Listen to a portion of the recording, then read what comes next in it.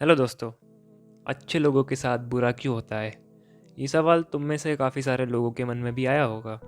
And बहुत सारे लोगों ने इसको यूट्यूब पे सर्च करने की कोशिश की होगी या कहीं गूगल गूगल पे सर्च करने की या कहीं भी सोचने की कोशिश की होगी कि यार मेरे साथ ही ऐसा क्यों होता है, अच्छे लोगों के साथ ही ऐसा क्यों होता है, बुरे लोग मज़े में क्यों रहते हैं। एक लाइन में इसका आंसर सुनोगे, शॉक हो जाओगे। इसका कोई आंसर नहीं है। जी हाँ, इसका कोई आंसर नहीं है। आई मीन तुम क्या सुनना चाहते हो यार, कि मेरे साथ ये क्यों हुआ, मैं उस लड़की के साथ इतना लॉयल था, वो मुझे छोड़ के क्यों भाग गई, क्योंकि उसे कोई दूसरा पसंद आ गया। मेरे को ये बीमारियाँ क्यों लगी, क्योंकि तुमने पास्ट में कुछ ऐसी चीज़ें की होंगी जिसकी वजह से कुछ न्यूट्रिशन की डेफिशिएंसी हो गई होगी और उन न्यूट्रिशन से जो बीमारी प्रिवेंट होती हैं वो नहीं हो पाया और तुम्हें वो बीमारियाँ लग गई। मैं तो सब कुछ खाता पीता था, तो तुम किसी वायरस के कांटेक्ट में आ गए होगे। मैं किसी वायरस के कांटेक्ट में क्यों आया, कोई आंसर नहीं है। इसे किस्मत बोल सकते हो, इसे कुछ भी बोल सकते हो, इसका कोई आंसर नहीं है। तुम्हारी जगह कोई और होता है, कोई ना होता, लेकिन फालतू का क्वेश्चन है यार, इसका कोई आंसर नहीं है। होता क्या है ना कि हम लोग गलत क्वेश्चन करते हैं। और एक और एग्जांपल ले लो, लाइक कोई इंसान तुमसे झटके में अलग हो गया।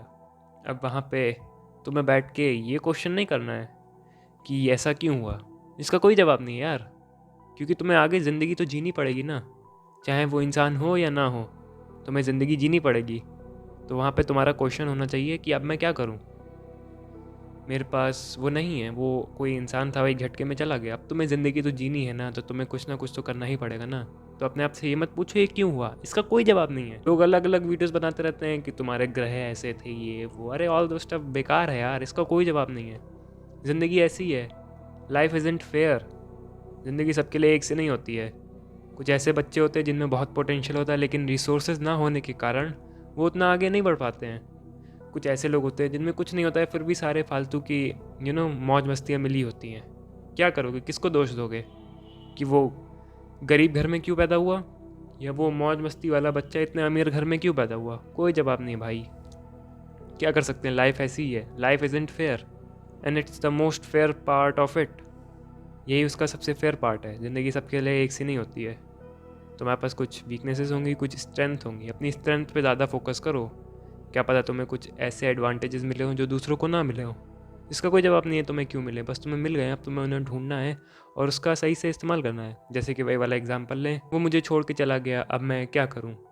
तो वहाँ पे तुम्हें यही पूछना है कि अब मैं क्या करूँ, ना कि ये कि मेरे साथ ऐसा क्यों हुआ। अब वहाँ पे तुम क्या कर सकते हो कि उस इंसान की जगह एक सब्स्टिट्यूट ले लो। आई मीन कोई एक ऐसा इंसान जो तुम्हें थोड़ा सा सुकून देता है, जो तुम्हें थोड़ा सा रिलैक्सेशन, तुम्हें थोड़ा सा काम करता है, यानी कि तुम्हें एकदम मैं समझ रहा हूँ ना मैं क्या कह रहा हूँ। तो उस इंसान के पास जाने का ट्राई करो, इससे तुम्हें मेंटल ट्रॉमा ना हो यार। नहीं तो क्या होगा, तुम उसी इंसान की याद में रहोगे और तुम्हें मेंटल ट्रॉमा हो जाएगा।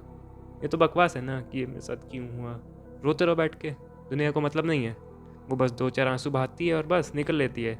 झेलना तो तुम्हें पड़ेगा ना। लाइफ इज़न्ट फेयर, ऐसा ही होता है।